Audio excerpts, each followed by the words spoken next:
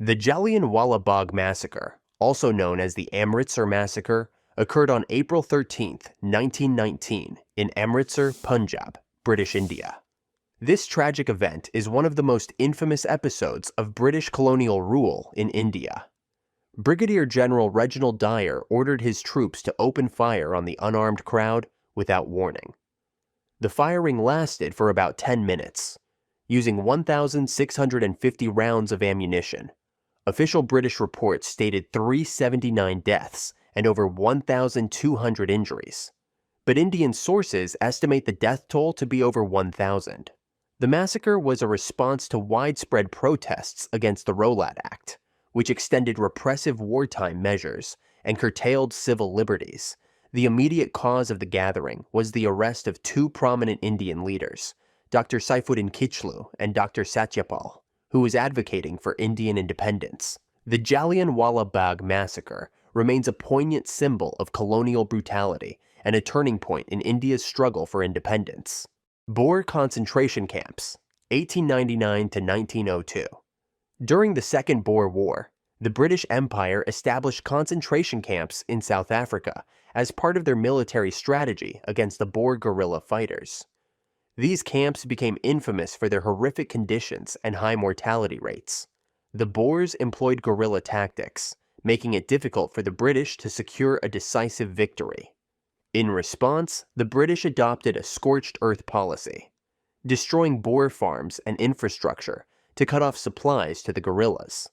Initially set up as refugee camps to house civilians displaced by the war, the camps quickly became tools of internment and control under the command of Lord Kitchener.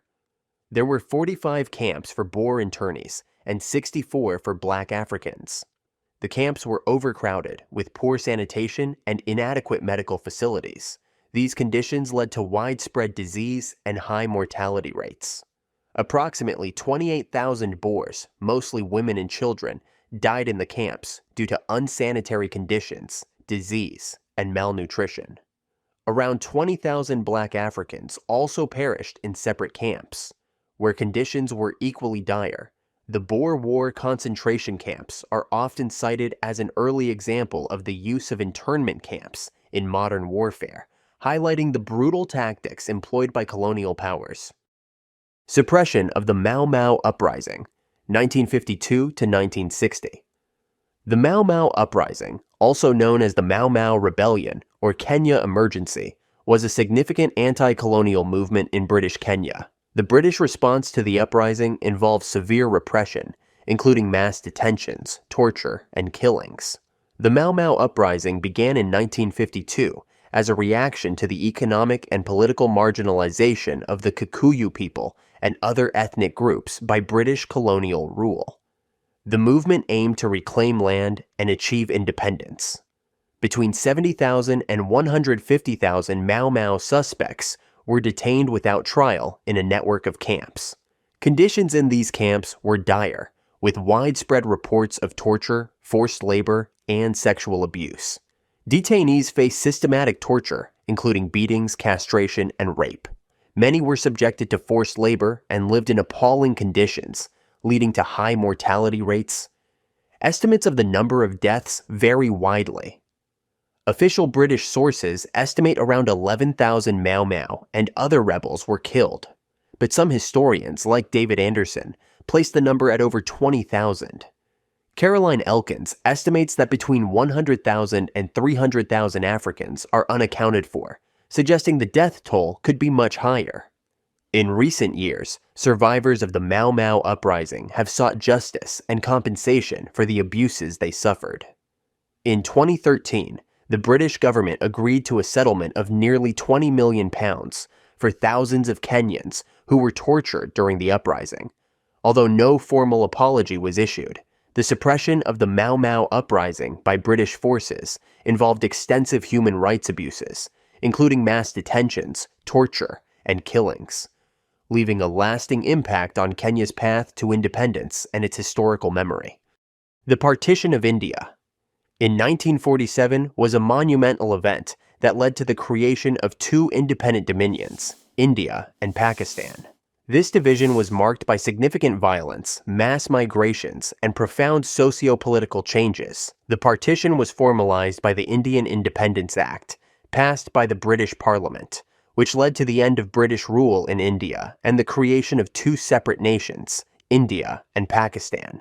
The partition was driven by the demand for a separate Muslim state, advocated by the All India Muslim League, led by Muhammad Ali Jinnah, and the Indian National Congress's vision of a united India. The partition triggered one of the largest mass migrations in history, with estimates of 14 to 18 million people crossing the newly drawn borders to join their respective religious majorities.